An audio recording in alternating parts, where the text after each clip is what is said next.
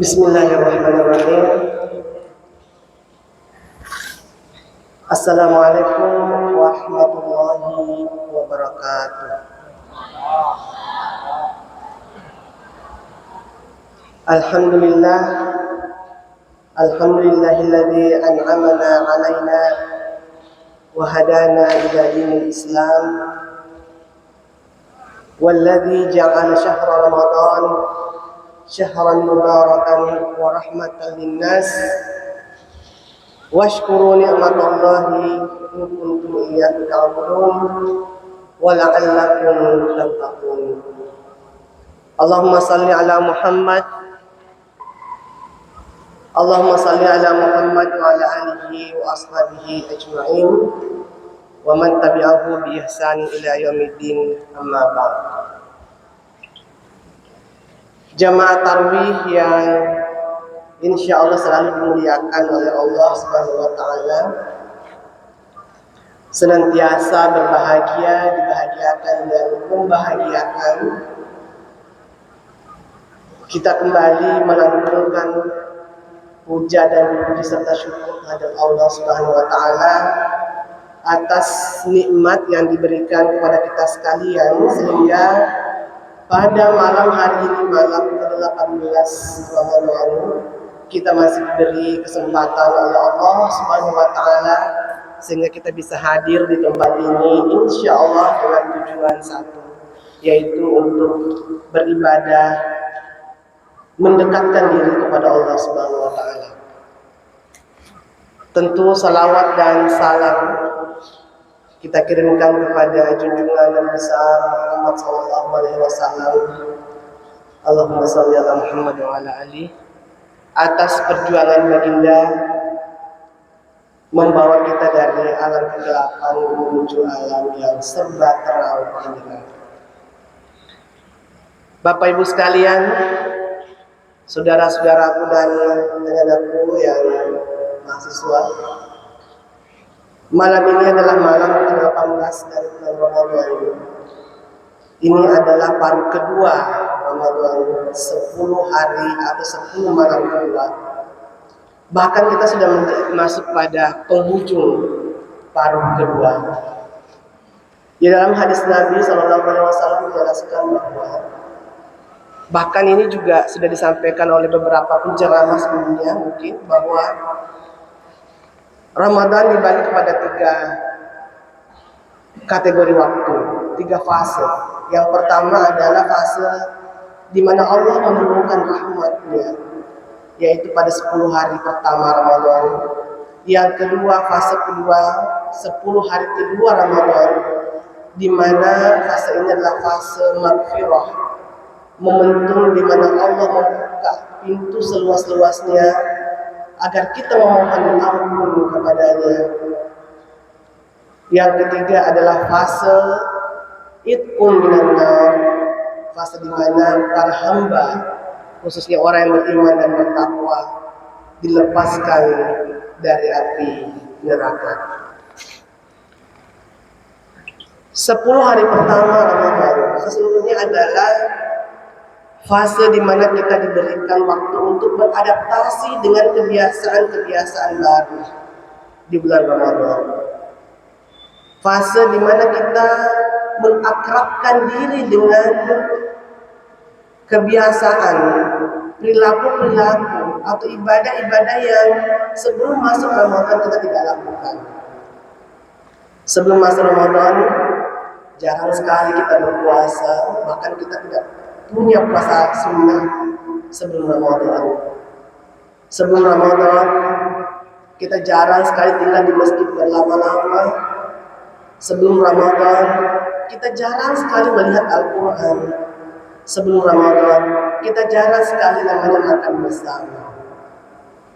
Sehingga pada 10 hari pertama Ramadan, sesungguhnya itu adalah suatu fase di mana kita beradaptasi dengan kebiasaan-kebiasaan baru yang sebelumnya tidak pernah dilakukan.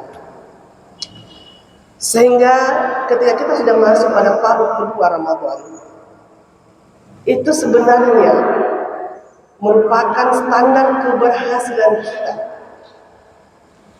standar keberhasilan kita dan sekaligus menjadi pembuktian bahwa sesungguhnya kita sudah beradaptasi dengan kebiasaan-kebiasaan baru. Kita sudah membuktikan bahwa kita mampu melewati 10 hari pertama dengan kebiasaan-kebiasaan kebaikan-kebaikan itu. Sehingga bagi mereka yang diberikan kesempatan untuk sampai di paruh kedua Ramadan, semestinya memanfaatkan keadaan itu, memanfaatkan momentum itu untuk lebih mengencangkan ibadah, lebih meningkatkan kualitas ibadah. Apalagi kita tahu, Bapak Ibu, saudara-saudara sekalian, bahwa tidak semua hamba, tidak semua manusia, tidak semua umat Islam diberikan kesempatan untuk sampai menyelesaikan bulan Ramadan. Sehingga kita yang diberi kesempatan, manfaatkan kesempatan yang diberikan oleh Allah, terutama bahwa pada paruh kedua adalah paruh fase di mana pintu ampunan Allah, pintu maghfirah dibuka seluas-luasnya oleh Allah Subhanahu wa taala. Fase ketiga, fase itu minanna, yang 2 hari lagi kita akan masuk dalam fase itu. Kalau tadi fase kedua adalah pembuktian bahwa kita sesungguhnya mampu melewati itu, maka fase ketiga kita mampu dikenalkan, kita dikenalkan oleh Allah bahwa selesaikan sampai selesai bulan Ramadan, sesungguhnya kamu mampu menyelesaikan itu. Sehingga rugilah kita umat Islam, Bapak Ibu sekalian, kalau kita tidak mampu menyelesaikan Ramadan dengan sebaik-baiknya. Ramadan adalah bulan penuh rahmat. Ramadan adalah bulan maghfirah. Sesungguhnya Ramadan merupakan ibarat pelatihan rohani atau momentum di mana manusia, di mana umat Islam digembleng oleh Allah Subhanahu wa taala untuk meningkatkan potensi-potensi spiritualitasnya. Kita tidak punya bulan lain selain bulan Ramadan. Dalam bulan Ramadan 30 hari kita memanfaatkan potensi-potensi itu. Dengan memanfaatkan potensi-potensi spiritualitas kita selama Ramadan, 30 hari Ramadan, hasilnya akan kelihatan setelah Ramadan. Jadi sebenarnya perjuangan kita, Bapak Ibu, itu tidak dilihat di Ramadan, tidak kelihatan, tapi hasilnya akan kelihatan setelah Ramadan. Jadi Ramadan sengaja diciptakan Allah Subhanahu wa taala 1 bulan penuh. Kita diberikan kesempatan untuk memperbaiki diri, supaya dengan perbaikan diri yang kita lakukan dengan berbagai macam ibadah, dengan berbagai macam pengorbanan dan perjuangan, dengan berbagai macam kerja keras, maka itu dipastikan dalam 11 bulan ke depan kita akan tahan banting menghadapi segala cobaan, menghadapi segala tantangan kehidupan. Kita berharap bahwa dengan kita menyelesaikan bulan Ramadan dengan baik, dengan tetap menjalankan ibadah Ramadan, baik ibadah wajib maupun ibadah sunnah, kita berharap bahwa hikmah ibadah itu terbawa sampai 11 bulan kemudian. Selama Ramadan kita berpuasa, dengan puasa itu Allah menguji sensitivitas sosial kita. Di dalam bulan Ramadan kita membiasakan salat tarawih berrakaat-rakaat, kita membiasakan salat tahajud beberapa rakaat, sedapat mungkin itu keluar setelah bulan Ramadan. Di dalam bulan Ramadan kita membiasakan khatam Al-Quran. Kita setiap hari membaca Al-Quran. Ini semestinya tidak berhenti ketika selesai Ramadan. Yang kelihatan di kita adalah ketika selesai Ramadan, selesai semua tugas-tugas itu. Puasa selesai, mengaji selesai, ke masjid juga selesai. Lalu, di mana buah dan perjuangan kita selama Ramadan? Sekali lagi Bapak Ibu, buah perjuangan kita selama Ramadan, buahnya itu akan kelihatan setelah 11 bulan kemudian. Jadi jangan berharap dan jangan GR bahwa kita menyelesaikan Ramadan berpuasa selama 30 hari tanpa ada puasa yang tertinggal. Kita sudah merasa bahwa tugas kita sudah selesai. Tidak sama sekali. Ramadan adalah tempat di mana kita digembleng, tempat di mana kita dilatih oleh Allah Subhanahu wa taala. Tempat kita melatih diri, melatih emosi, melatih fisik, dan melatih segala potensi spiritualitas yang kita miliki. Jadi tugas seorang hamba itu tidak selesai setelah selesai bulan Ramadan. Oleh karena itu Bapak Ibu sekalian, izinkan saya ingin bercerita sedikit intisari tentang istiqomah. Bahwa istiqomah itu bukan tentang seberapa banyak ibadah kita. Istiqomah itu bukan tentang seberapa banyak jenis ibadah kita selama bulan Ramadan.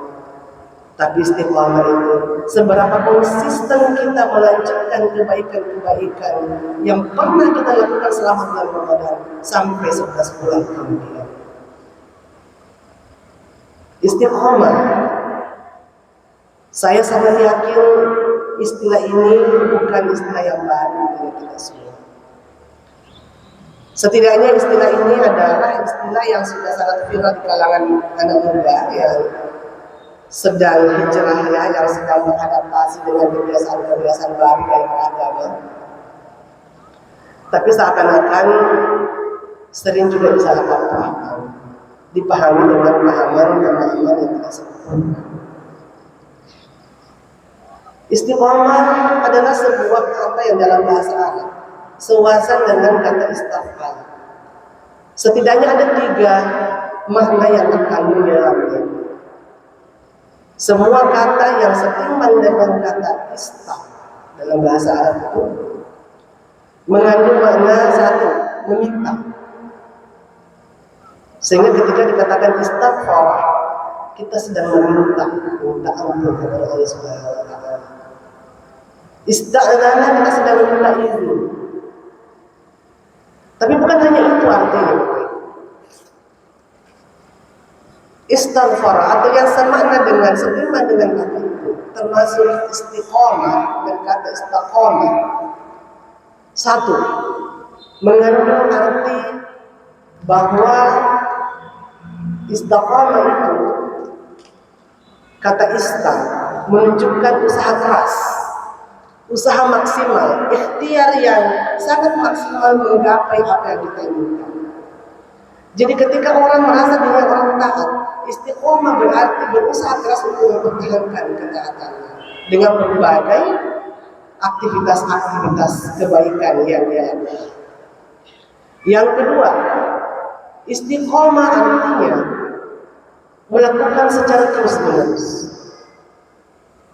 berkesinambungan. Sehingga ibadah-ibadah yang kita lakukan selama bulan Ramadan tidak semestinya berhenti di bulan Ramadan. Karena istiqomah itu artinya melakukan sesuatu dengan konsisten, konsekuen, dan terus berkesinambungan.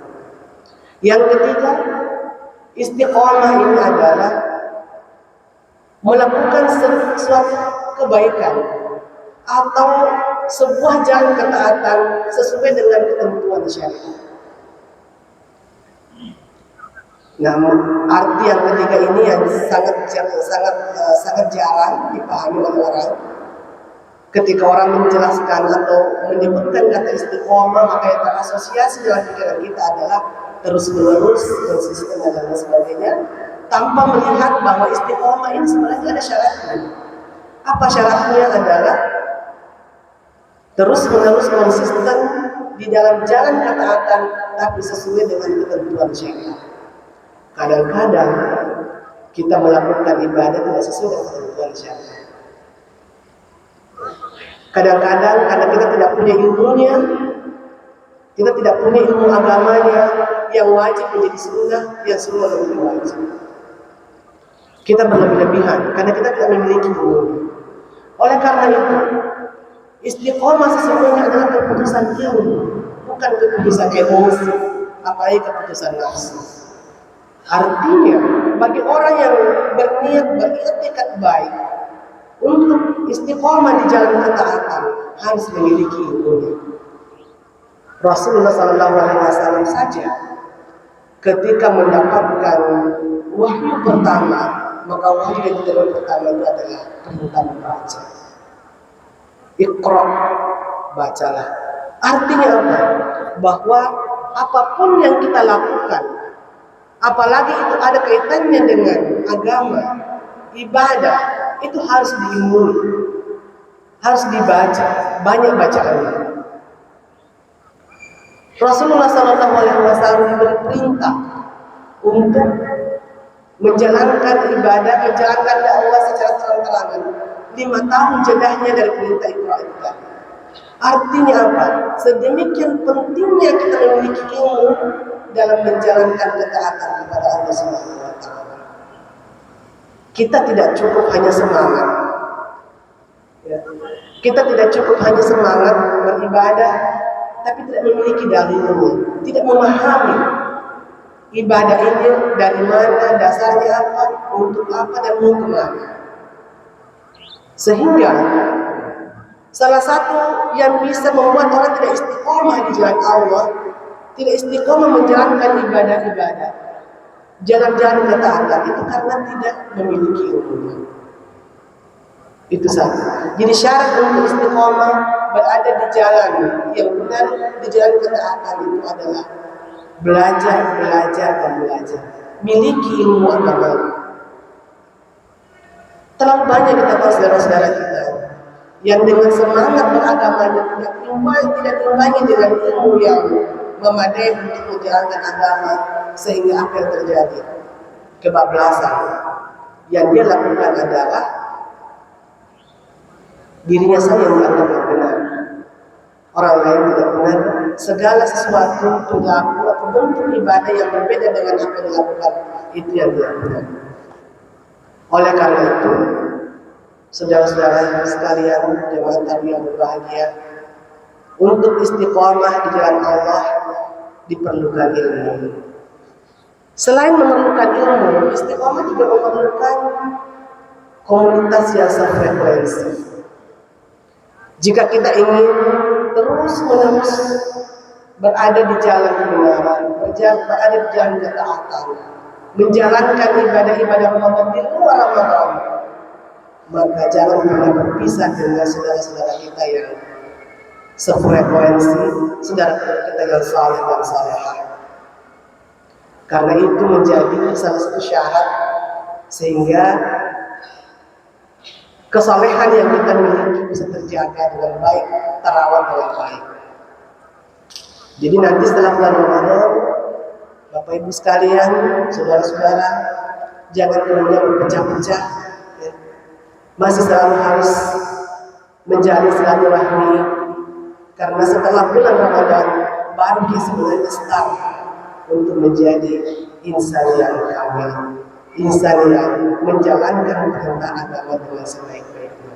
Sekali lagi bahwa Ramadan itu hanya sebagai momentum, sebagai media sarana untuk kita melatih diri selama 30 hari. Setelah selesai bulan Ramadan dan kita berhasil menyelesaikan puasa 30 hari dengan sejumlah ibadah-ibadah yang lain, insya Allah itu akan menjadi kebutuhan dan akan menjadi kebiasaan kita.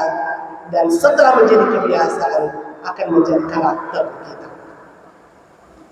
Sehingga ketika di luar bulan Ramadan, setelah selesai bulan Ramadan, karena sudah menjadi kebiasaan, bahkan sudah menjadi bagian dari karakter kita, maka ketika tiba bulan Syawal, tidak enak kita rasa bahwa tidak kita puasa.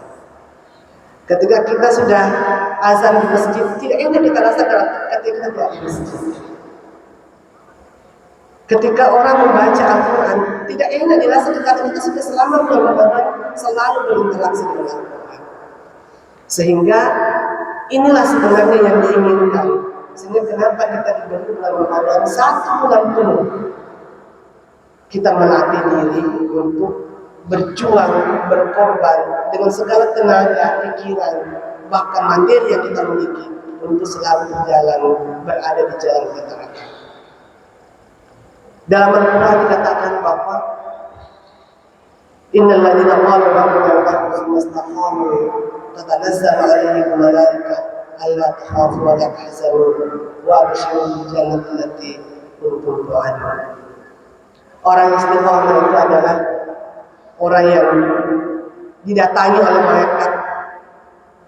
Allah takhafu wa la tahzanu, tidak bersedih, tidak takut. Bukan takut karena kematian, bukan takut karena hal-hal yang sifatnya duniawi, tapi dibujuk oleh malaikat, diyakinkan oleh malaikat, diberi semangat oleh malaikat untuk tidak takut menghadapi masa depan.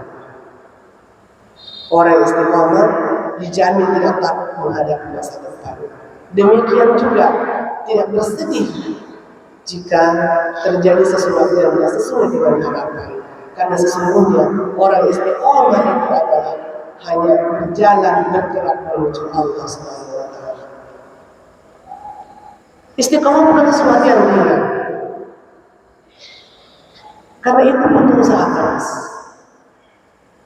Istiqomah adalah hal yang berat bagi orang yang baru belajar istiqomah. Istiqomah tidak hanya butuh proses Bapak Ibu, tapi istiqomah juga butuh progres.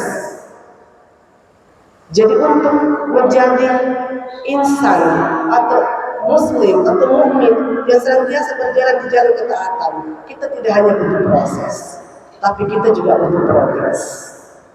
Dari hari ke hari, jangan kiranya ibadah kita begitu-begitu melulu terus, harus ada peningkatan. Kata Nabi, ada 3 jenis manusia. Yang pertama, manusia yang celaka, yaitu manusia yang hari ini sama dengan hari kemarin, tidak ada progres sama sekali. Yang kedua, tipe manusia rugi. Yang mana itu tipe manusia rugi? Yaitu manusia yang hari ininya sama dengan keadaannya yang kemarin. Tipe manusia ketiga adalah tipe manusia beruntung. Yang mana mereka yang beruntung itu? Adalah mereka yang keadaan hari ini lebih baik dari keadaannya yang kemarin. Oleh karena itu, Bapak Ibu sekalian, saudara-saudaraku seiman dan setakwa, saudara-saudaraku yang sama-sama berjuang di bulan Ramadan ini, semoga kita semua menjadi insan yang beruntung, manusia yang beruntung, menjadikan Ramadan ini sebagai cambuk pemantik untuk kita menjadi lebih baik lagi ke depan selama 11 bulan ke depan.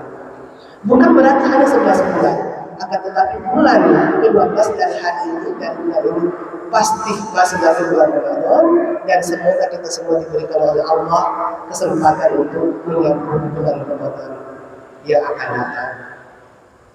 Saudara-saudara, teruslah beristiqomah, karena istiqomah itu sesuatu yang memang posisi yang tertinggi di hadapan Allah Subhanahu wa taala. Hanya orang istiqomah yang bisa sampai kepada derajat yang bertakwa. Teruslah beristiqomah, teruslah menjalankan ibadah dengan sesuai dengan ketentuan secara konsisten. Karena kematian tidak pernah menunggu kita istiqomah atau tidak. Teruslah beristiqomah meskipun itu berat. Karena yang kedua itu bukan istiqomah, istirahat. Jadi Bapak Ibu sekalian, tinggal 10 hari lagi, 12 hari lagi dari sekarang, Ramadan akan meninggalkan kita. Mari kita mengevaluasi diri. Apakah dalam 10 hari, 20 hari Ramadan ini kita sudah mengevaluasi ibadah-ibadah yang kita lakukan? Jangan sampai ibadah Ramadan yang kita lakukan tidak ada bedanya dengan ibadah Ramadan tahun lalu. Yang kedua, mari mempersiapkan besok sampai selesai Ramadan, bagaimana menyelesaikan Ramadan ini dengan kualitas yang lebih baik lagi. Yang ketiga, bagaimana mempersiapkan diri bahwa ibadah yang kita lakukan selama bulan Ramadan ini bisa juga dilanjutkan setelah selesai bulan Ramadan, baik puasanya, tadarusnya, salat malamnya, bahkan sahurnya juga. Karena kalau tidak dilanjutkan, berarti tidak ada hasil dari gemblengan Allah, gemblengan kita selama 30 hari selama bulan Ramadan. Saya kira itu yang saya bisa sampaikan, Bapak Ibu sekalian. Semoga bermanfaat, dan jika ada yang benar itu pasti datangnya dari Allah Subhanahu wa taala. Jika ada yang kurang dan keliru, itu pasti berasal dari diri saya sendiri. Wallahu a'lam. Wabillahi taufiq wassalam. Assalamualaikum warahmatullahi wabarakatuh.